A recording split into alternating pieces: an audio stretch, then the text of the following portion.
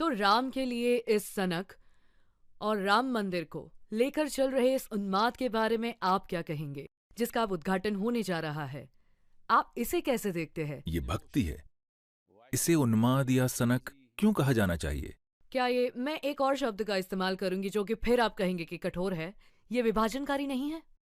विभाजनकारी क्यों है? नमस्कार, प्रणाम, जय श्री कृष्ण, जय श्री राम। स्वागत आप सभी का एक और रिएक्शन वीडियो में। सबसे पहले तो वीडियो को लाइक कर दीजिए, कमेंट सेक्शन में जय श्री राम और जय श्री कृष्ण तो जरूर लिखना ही लिखना। आप अपनी अटेंडेंस ऐसे ही लगाते हैं। हम यहाँ पर चैनल पर नए आए हैं तो चैनल को सब्सक्राइब कर लीजिए और हमारे साथ सनातन संस्कृति में जुड़ जाइए। देखिए, बात इतनी सी है कि राम मंदिर के निर्माण से पूर्व एक वीडियो, एक इंटरव्यू हुआ था सदगुरु जी का, जो कि एक मोहतरमा ने लिया था। वरिष्ठ पत्रकार हैं, बड़े ही ज़बरदस्त नॉलेज और ज्ञान वापिका हैं ये। बहुत इनके पास ज्ञान है, बहुत तजर्बा है, बहुत एक्सपीरियंस है जीवन भर का। बहुत फेमस जर्नलिस्ट हैं। इन्होंने प्रश्न किया कि राम मंदिर को लेकर, देखिए इनडायरेक्टली इन्होंने राम मंदिर के बारे में नहीं बोला था।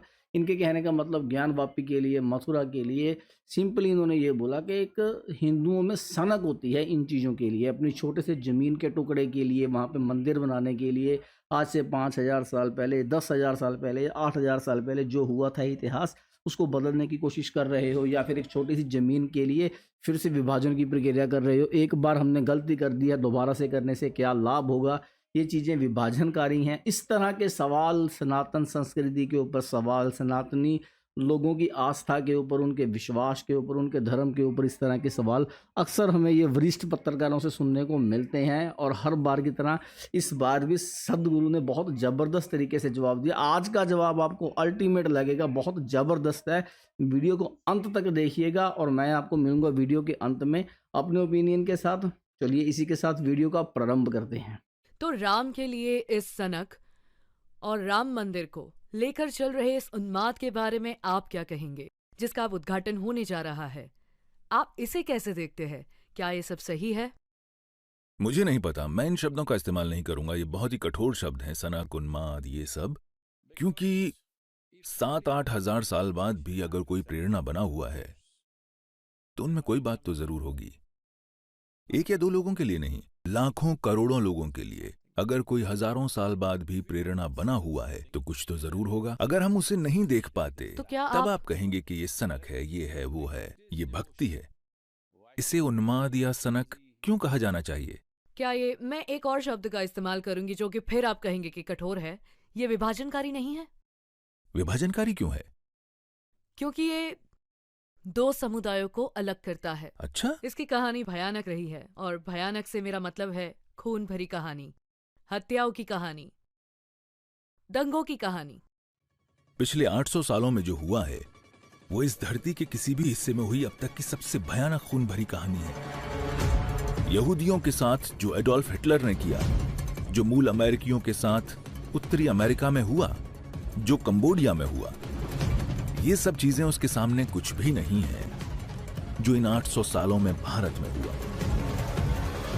और अगर आपको नहीं लगता कि यह खूनी कहानी है और उन लोगों में कोई पछतावा नहीं है जिन्होंने ये सब किया, और बस लोग अपनी आस्था के लिए जमीन का एक छोटा सा टुकड़ा वापस चाह रहे हैं, तो ये विभाजनकारी है।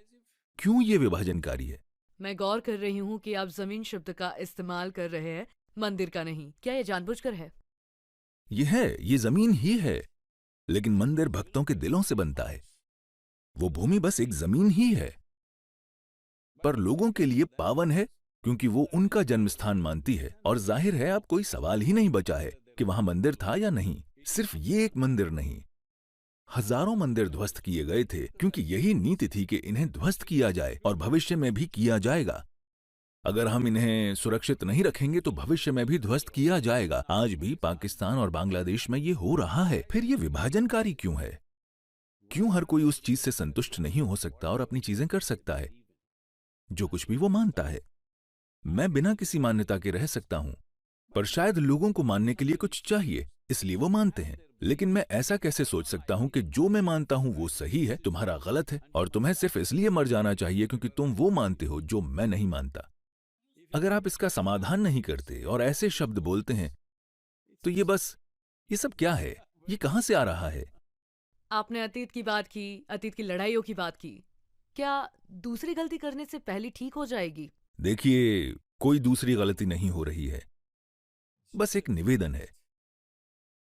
ये 3 महान चरित्र शिव, राम, कृष्ण, इनके हजारों मंदिरों को तोड़ा गया है। उन सब के लिए कोई नहीं कह रहा, क्योंकि इतिहास को ठीक करना असंभव है और कोई सोच भी नहीं रहा है कि हम इसे फिर से ठीक करेंगे। नहीं किसी का इंटरेस्ट है। बस इन तीनों के लिए जहां इनकी मूल उपस्थित थी, वो बस अब उन 3 मुख्य स्थानों की मांग कर रहे हैं। इन्हें क्यों बिना किसी लड़ाई के नहीं दिया जा सकता? और लड़ाई है कहां? कोई नहीं लड़ रहा, वो बस कोर्ट जा रहे हैं। कोर्ट कोई लड़ाई नहीं है, वो एक कानूनी प्रक्रिया है। आप कानूनी प्रक्रिया को लड़ाई क्यों कह रहे हैं?